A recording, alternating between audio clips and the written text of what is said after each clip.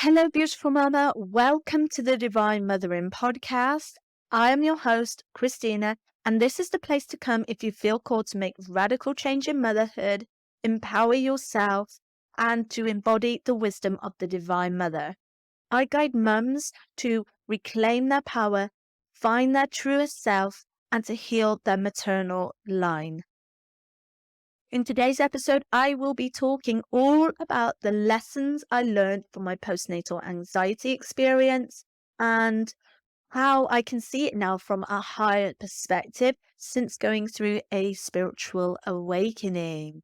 It's an absolute pleasure to have you here with me today, joining in on this conversation.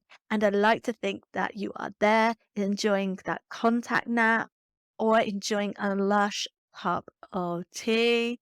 Let's dive deep into motherhood. Again, I want to put a trigger warning out there. This may trigger some of you because my wounds are still sore, still deep when it comes to my postnatal anxiety, which I am slowly going to start trying to work on because I realize that it is still really, really, really sore. That wound because I felt unheard and unseen. But before going into this one, if you have come to this episode first, you need to go back to part 1 to hear the full story. And this part is about all the lessons.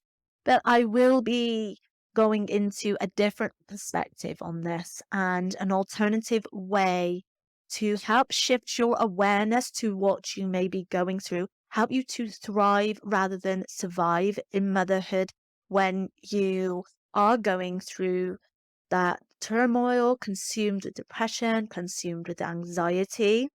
So it may trigger you to think, I don't understand you, but I do understand you. I know exactly what you are going through or have gone through. It was the hardest and most challenging experience I have ever gone through mentally. I do not wish this on anybody.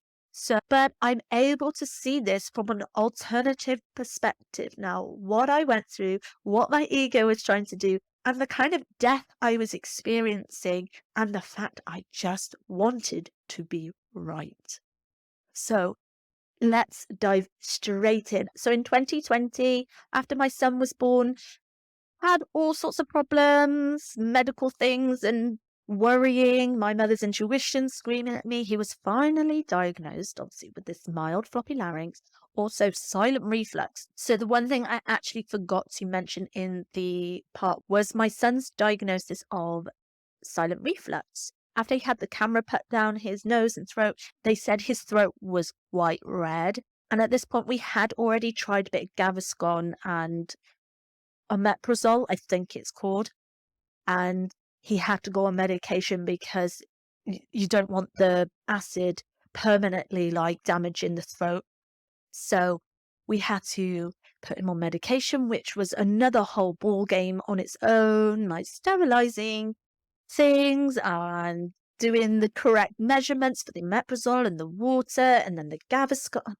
It was a pain in the fucking ass, if I'll be honest with you. But we didn't want him obviously having a sore throat. He never cried with his reflux, if I'm honest. He was always very happy. He would just smile and then vomit all over the floor. But because obviously his throat was extremely red, they said that he had to go on medication. And also, I want to touch upon that I forgot to mention. We went to an osteopath, which is somebody that like subtly manipulates, I think, the bones. I think a cranial osteopath for like newborns that's supposed to help with like reflux and problems. I think he went there. He was 4 months old. This was when we were like, we need a solution for his reflux, for everything. This might help him sleep. It might help with his nose, the structure of his nose. And I've heard like really, really, really good things. So I just reached out to my local like Facebook group thing for like my area where I live, go, oh, I just need to know of an osteopath, which everybody recommended certain ones. So we went there and they were really good. And I do think there are some benefits to that, especially when babies are struggling to latch with breastfeeding because just being pulled out, particularly if it's a cesarean or forceps, it can alter the structure of the skull and the jaw. So as soon as they go to an osteopath, they find babies latch straight away. So I heard there was many benefits maybe to reflux as well. And so we went, but I'll be honest, it didn't really make a difference because he was just still waking up because the nose situation. I think there is some benefit to that, but it just didn't work for us. And I recommend if you are struggling with anything, do go and try something alternative like that. I wouldn't call it alternative, it's just a kind of different way to of like a chiropractor that they just are less hands-on and they just subtly manipulate the the body and the movements and stuff to help with like bad back pains and stuff like that.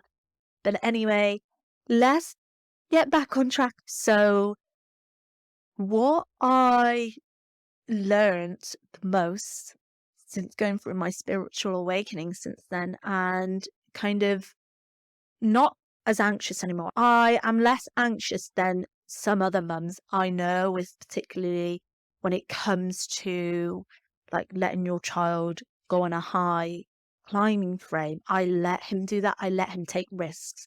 Like with risks and stuff, I'm not bothered by that. Like certain things, I'm not bothered about. I just worry about his health. I guess I just worry about his health, or I get intrusive thoughts of something happening to me, and then Aaron's alone, and he feels like, yeah, I just worry about him like being traumatized if something happened to me. I do feel I'm out of that, even though I still have wounding, so I get triggered easily. But since I've gone through my spiritual awakening, I so see it from a different perspective. I see it as kind of a mini ego death, and speaking to other spiritual mums about it, like on Instagram, and knowing about matrescence has helped a lot.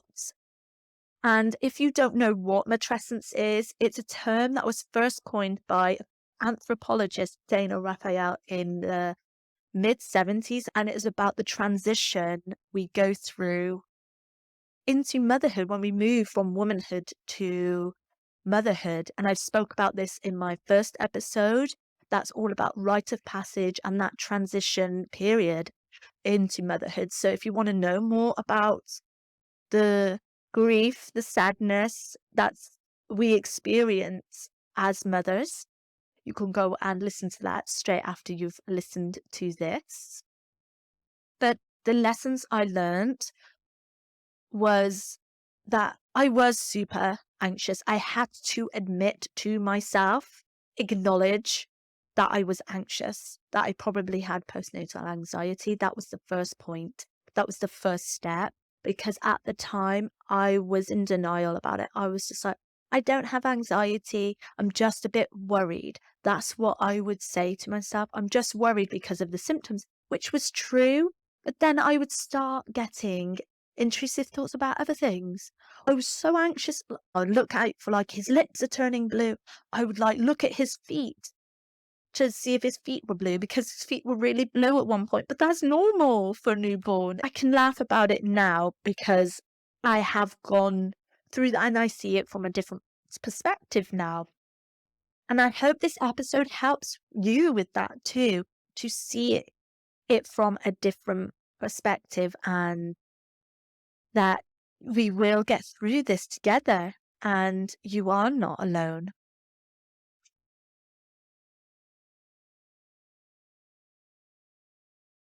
I think I'm just going to start it from the point where my mother's intuition was telling me something wasn't right. Even though it was heightened with anxiety, my mother's intuition knows best. And most first time mothers are not taken seriously. They think you don't know best. You're just a worried first time mum. You're being ridiculous. And that you just basically don't know it because you're not an experienced mum. And while some of that is true, I do believe because you are experiencing it for the first time, it doesn't mean you don't have mother's instincts, you don't have intuition. And when there's something wrong, or your baby or your toddler, your child is unwell, Mama Bear knows best. And that's the thing, we often give our power away to other healthcare professionals to give us a diagnosis, to tell us that we are right, and to tell us that they think they know best, that you're not anxious. You're just a first time mum. You don't know anything. When in fact, we know our babies best. And they do say that, well, you know best. Then we often allow other people to give us some advice, to tell us that what we're doing is maybe potentially wrong. Or basically, people just project how they are feeling and how insecure they are feeling about what you are doing because you know best. Maybe you want to bed share because you feel that's what's best, but then a professional, like a health visitor or a pediatrician, go, that's not what you're going to do. That's wrong. That's super dangerous because they're just projecting their insecurities, the fact that they maybe want to bed share, really, and they just feel that they didn't get to do that. And you are changing the narrative to sleeping in the Western society that it is normal to want to bed share and be close to your baby rather than creating disconnection all the time. So that's what I mean about we let professionals tell us what they believe is best for us, but they don't. They never, ever, ever gonna know what's best for you and your baby. You have the power.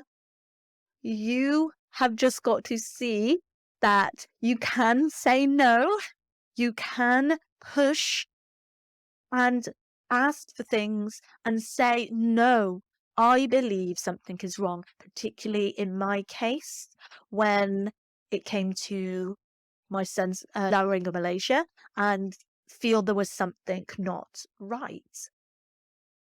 I guess I was over exaggerating a little bit and I kept pushing and pushing all the time and asking to be seen again and again and constantly ringing the doctors. Yes, that was probably unhelpful for them and unhealthy for me. But the reason I did that was because I felt misunderstood. I didn't feel heard. I didn't feel seen. No one validated my experience. And I hope this episode helps you to feel heard, feel seen. I know exactly what you are going through. It is so hard to deal with postnatal anxiety. It gets me really emotional, and I don't ever want to wish it on anybody.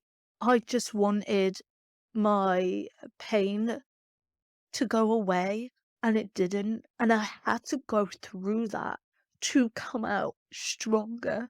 I can't believe that. I hadn't gone through that, I wouldn't gone through my spiritual awakening. There's spiritual awakenings happen when you go through something traumatic, something really life changing. Not always, but majority of the time, because it blows your world apart. And so I feel the hood can just do that anyway, regardless if you have postnatal anxiety, postnatal depression. Just becoming a mother and trigger a spiritual awakening because your life gets blown apart, essentially. So it is extremely hard. But taking it from a different perspective now, because I have gone through that spiritual awakening, I understand my ego. So I understand my wounds, my trauma, the darkness, the light about it, and victimhood. And my partner would bounce off each other, this victimhood. Like, why do we have to have the baby that wakes up all the time? Why does he have to have all this stuff? And we were like feeling resentful. Like, why do we have to go through this? Why us? Why us? Why us? Like, oh, poor me, poor me, poor me. And you can get sucked into that. The more you talk about it, the more you feel that. So I know I laugh about that now because I like to take responsibility. I am more in my power now, more than I ever have been in my life. And I choose not to play victim. I don't play small. I take radical action. And I believe every mother wants to do that.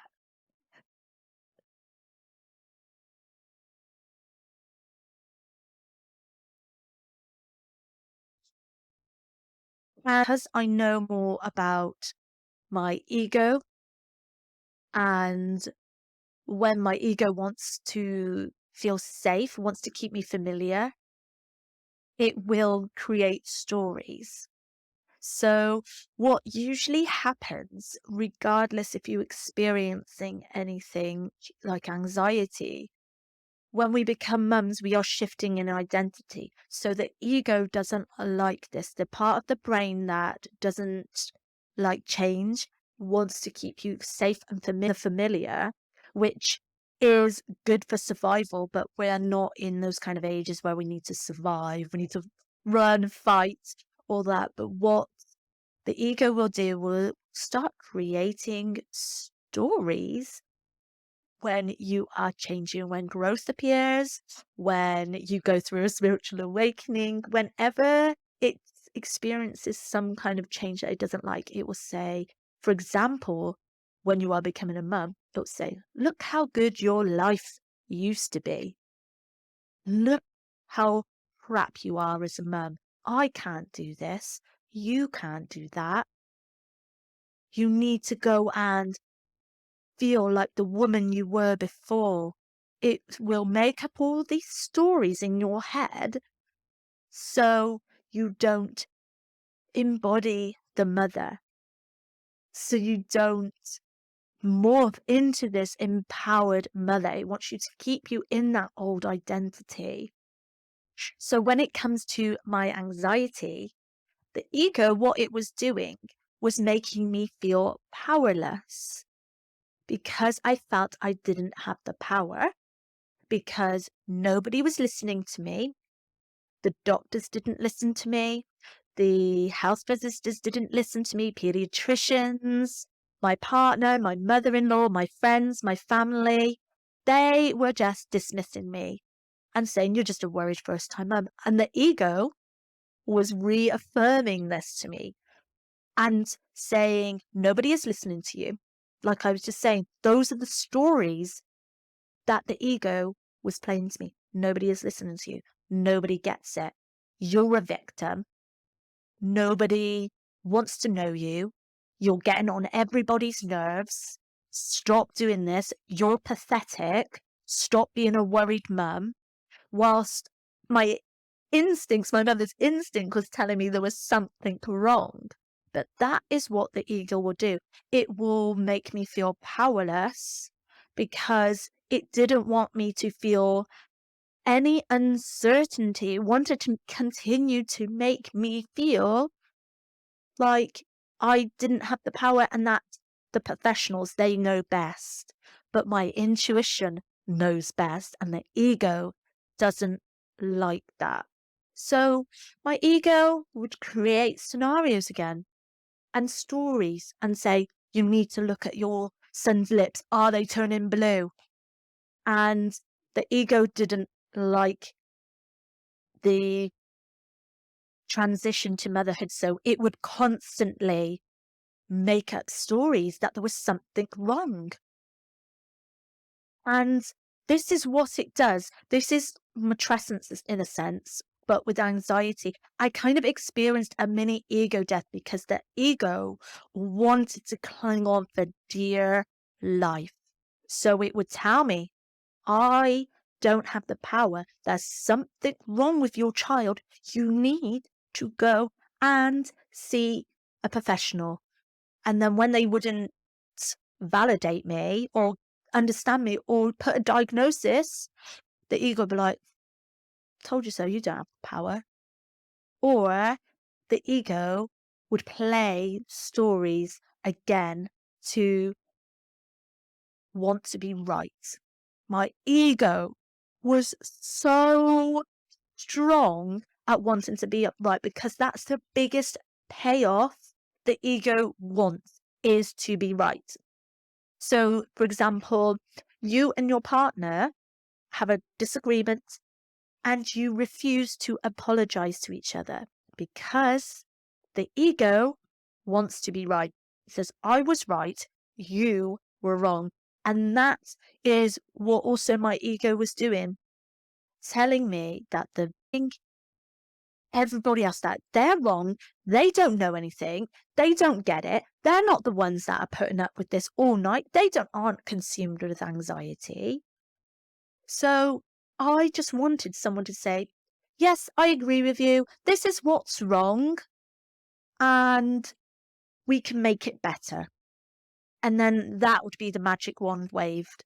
And then my ego would have been satisfied. But saying that, I bet it would create some other scenario because it didn't want me to be an empowered man and follow my intuition, even though I was following my intuition every time I went to see someone. Yeah, not satisfied. And just playing into the same narrative. You're powerless. Look at you. Nobody's listening to you. That kind of victimhood that I got trapped in, I got sucked down into. So one of the lessons I guess I learned from all of that experience was you cannot play victim. It does not help. And your ego will make you feel like a victim. It wants safety, it wants control. Being a mum for the first time can feel a bit shaky. It's not meant to, but because the Western society doesn't support mums, it feels uncertain. And because we were in lockdown, my ego hated this. I felt I didn't have control. And one of my inner child wounds is needing control, to feel safe, to have order, to know what's going to come ahead. So my ego, my wounds were triggered. So my ego wanted to create these scenarios. So I felt like I had some control over what was going on. But at the same time, there was something wrong because my mother's instincts were telling me, but because my ego hated the whole scenario that was in, it didn't feel like it had control because my intuition wanted to guide me and the ego wanted to guide me instead. It would just play out all these stories, scenarios, need control, want to make me feel disempowered because it was such an uncertain time. So it wanted me to feel like I had some control. It made me want to feel like I needed to have some control over what was going on. So I wanted the doctors to tell me, yes, I'm right. I wanted them just to do everything I wanted them to say. Agree with me. I just wanted someone to agree with me. That was it. But I know everybody's postnatal anxiety is different, and people, there are mums out there that get anxious no matter what it is. For me personally, I didn't get anxious like when we were going out and about. I do have intrusive thoughts now and again, are very frustrating, and I like always think, why am I thinking this all of a sudden? It's very, very annoying.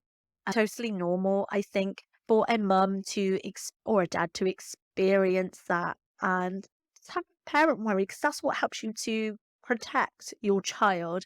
But when it becomes really like overwhelming and consuming and you can't stop it, that's the point when you need to think, well, something's not quite right here. And sometimes that is just means going to speak to somebody, maybe going to see a doctor, whoever it is that's in charge of your mental well-being when you've had a baby.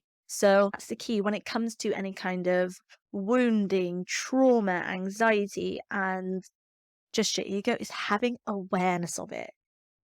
And all that's how you bring your power back is having awareness that you are experiencing this and acknowledge that. Because often we can go into denial because we just don't like to admit defeat, I guess. So it's just all it takes is awareness. Awareness means you can do something about it. So now I have awareness that my ego was being a fucking dickhead, trying to do all that, and it still is sore. And the wound is still there for me. That wound of not feeling heard and seen. My inner child was coming out so much during that postnatal period because I felt completely unheard, I completely unseen. And I think the root of that is the inner child wounding. And then the inner child, the wounding and the beliefs and all that is what forms the ego. So then obviously the ego will create stories and saying, for example, let's say they're not listening to you, they don't care about you, they don't get you. That's just for me personally. And I see that now. And wouldn't see that now if I hadn't gone through spiritual awakening because you learn so much and you consciousness expands when you become aware of things when you go through a spiritual awakening. And I know that's not always the case, but I think a lot of my audience are spiritually inclined.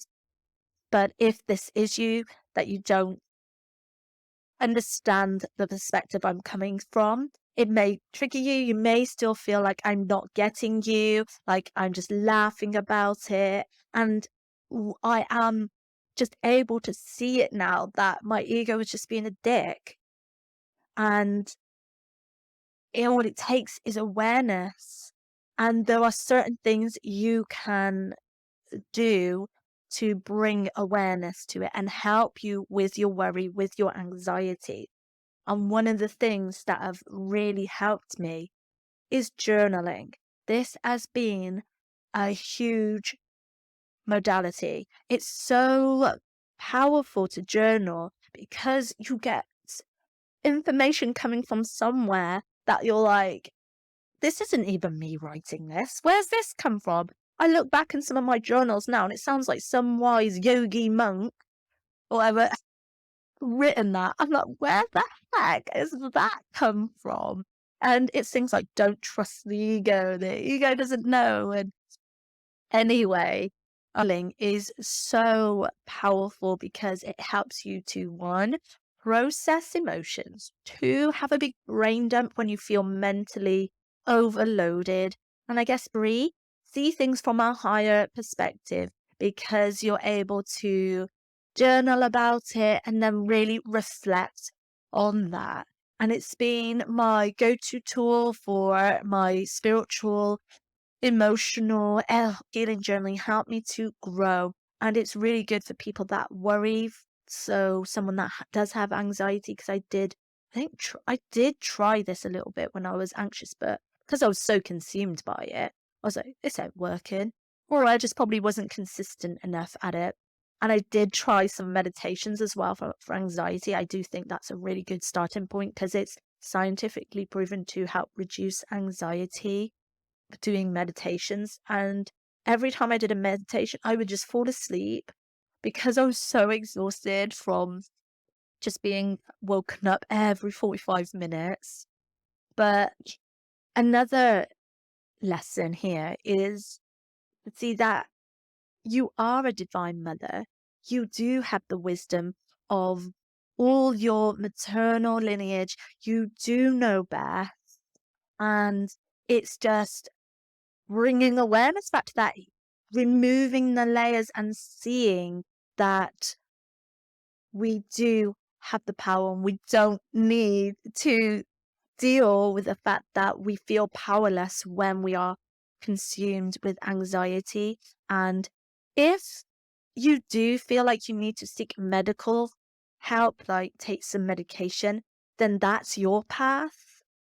That's for you to do that, and that's your story. That is fine. I will never, ever judge anyone. I'm working so hard on trying to judge myself less, which means I will judge other people less. So I will never judge you on that. I want mothers to come in sisterhood and support each other rather than gossip and backstab each other. So that is your journey. That is what you will go on. And if that works for you, that is amazing. If it helps to bring you some relief, which that's all I wanted. I wanted some magic wand because I wanted some relief from the pain, the thoughts, I wanted all my son's symptoms to go really. So then I would never feel anxious again. Because that's all it was. His problems, I'm doing every woman and mother, dad, whatever, different. So what might work for one person, another person may say that's not for me, that just doesn't work. And so I say meditate. Meditate is so powerful. But another person said, I just can't even sit there. I can't even sit still. I can't. I just can't. It's not for me. And that is totally okay. And the thing is, a lot of people think meditating is just sitting there and going, oh, not. Like, that is my form of meditation because I feel so deeply connected to source and I'm able to observe my thoughts when I'm just completely still. I realize how much is going on in my brain, in my mind when I do get still. And I think, fuck, I've had a lot going on in my head. So that works for me. And journaling works for me. There are other forms of meditation. So, like going for walks in nature, slow bodily movements, somatic body movements helps you to get into your body so you can feel, so you can process that trauma, that anxiety that's coming up. Because when we feel anxiety, just like in our stomachs, in our solar plexus, or like in our chest, we feel really tight. We feel really anxious, like there's a big knot there, and we feel dysregulated because we are in fight or flight, freeze, whatever you want time. So our bodies will be tense. We won't be able to relax. So what is that doing to our bodies and our immune systems? It creates disease. It creates disharmony. So I think really practices work really well for anxiety and just helping you to release that and process that. And when we are able to use these modalities, even though someone might say, I don't have time for that, I just think, do you want to continue sitting in your anxiety or do you want to thrive rather than survive? Because when we are in survival mode, we cannot think straight, we cannot logically do anything, and we cannot be the divine mother that we are supposed to be because we are just surviving. And fight, flight, or freeze, that is survival. We create so much disconnection between ourselves, our bodies, and source and creation, just spiritually, mentally, emotionally, physically. When we are in a dysregulated state, we tune out to what is going on because we are so triggered all of the time. And it can be so hard when you are anxious a lot of the time. And I think when we do give ourselves permission and say no, and to take your power back, I want to feel calm. I want to feel and embody the mother that I am born to be. We can then start to use tools, practices, talk therapies, medication, if that's what your journey is, to help ease us. We realize we cannot stay in this, and all it takes is giving yourself permission and to have awareness, shed the light on the dark, the horrible, the sticky, the icky bit that we don't like, and do something about it. I think the next thing you can really do to help is kind of what I've spoken about a little bit, is talk about it. Be open, be vulnerable. People need to process this right now because communication is intimacy. I will not say sex is intimacy. For a man, it may be because they are distorted by that illusion, but communicating, being vulnerable, being open, honest, that's vulnerability. So we have to communicate when we are feeling anxious, we're feeling depressed. Be open and honest. And it's so hard, but when we are vulnerable, that's when the magic really happens. And if it is going to get therapy for your anxiety, then that's what you must do. And it's important to surround yourself with supportive and empowering other mums. Because I've cut people out of my life that were like, I was just like, no, you are not supporting me. You are putting me down. You're making me feel like I'm being irrational, which looking back now, I probably was a little bit. So I just cut them out of my life. And now I surround myself with empowering women that will listen to me. Like one of my friends, incredible space holder. She holds space. She's really good at active listening. And I think that's because she is a healer. She's a Reiki healer. She does a lot of spiritual practices. She's so good. So she gets it. She's able to hold space and listen to me and validate me. Not that we always need external validation, but it's needing that person to understand you, where you are coming from. So surround yourself with women or people, friends, family that will get it. A mum is more likely to get it than a dad. Yeah, women that don't have children don't fully get it, but somebody that has had anxiety or depression may understand you somewhat. So I think talking about it, being open and honest about it, and joining some mum groups. I think parenting groups, baby groups are more beneficial for the mum than the baby. There's not to say that a baby needs to go to a group, otherwise they're not socialized. Like when people say, oh, my son is in lockdown, baby, he didn't have any socialization and that's why he's shy. No, you're just labeling my son shy because that's just his tendency. That's just his personality. And all that babies need is a social interaction between their family.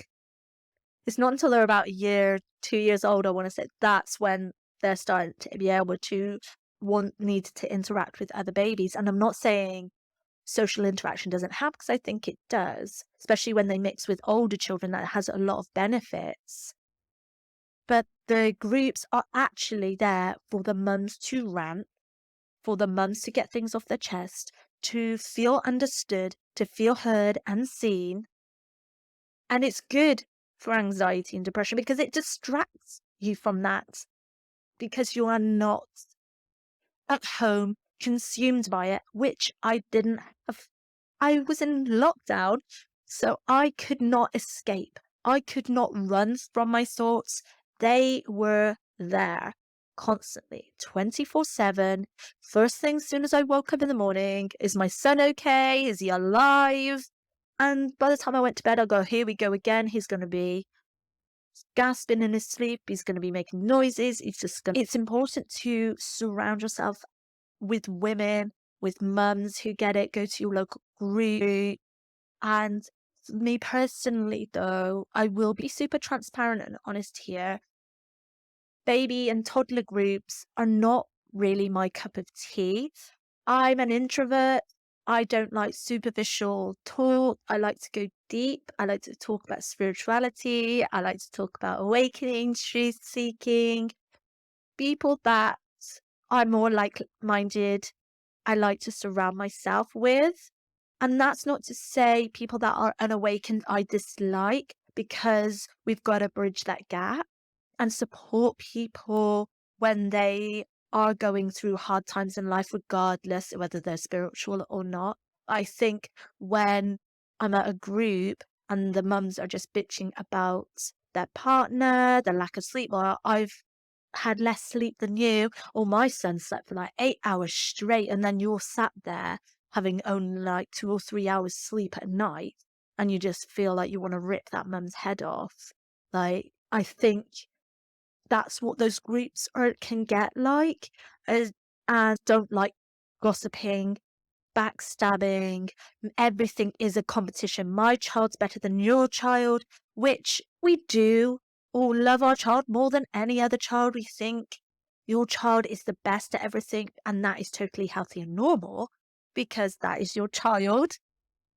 But when it becomes constantly competitive, constant gossiping at groups and not actually supportive, that's when it becomes unhelpful, unhealthy, and you just want to get away from that.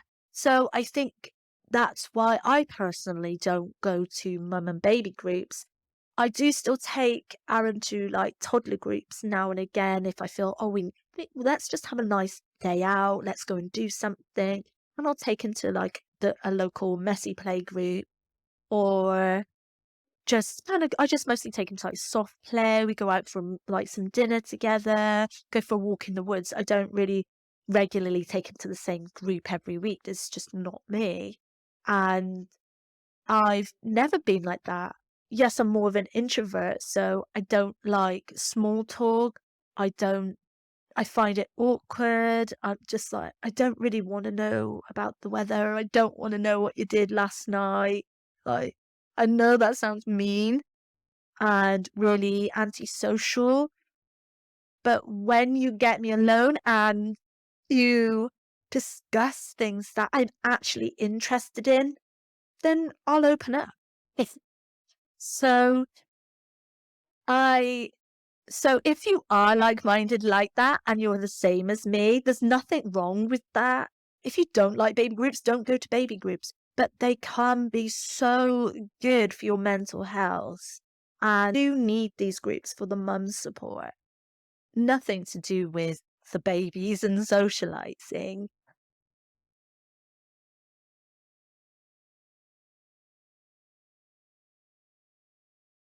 So I've seen it all from a different point of view and taken these 3 steps, which was journaling, meditating, and talking about it. It helps me to see things from a different point of view of my postnatal anxiety, and is helping me to kind of still process that experience because it is still quite a raw wound, but it's helped me to thrive and see that I have the power. You know, like what was it, He-Man? Is that it? Where he says, I have the power, and he holds something up. And that's what I like to think myself as, that I have the power and know that I can deal with this and overcome it and see it from a higher perspective, and know that I am not going to let anybody tell me that they know best over me. I know my child best. My mother's intuition was shouting, was waving red flags, saying something's not right, and that I can tell my ego to shut up. Because I know it's playing up, when it's coming up, when you feel the fear, and then it'll start to make up some stories that you can't do this, you're not good enough for that. So I just look at it and say, I hear you, I see you, but go away, please. And just want to leave you with this. Is there parts of you that feels you are not a good enough mum? That you are having intrusive thoughts? Is there part of you that is telling you, you don't know anything, you don't know this? Because that well could be your ego. So I hope you have enjoyed this episode today, and thank you for joining me here on the Divine Mothering podcast with Christina.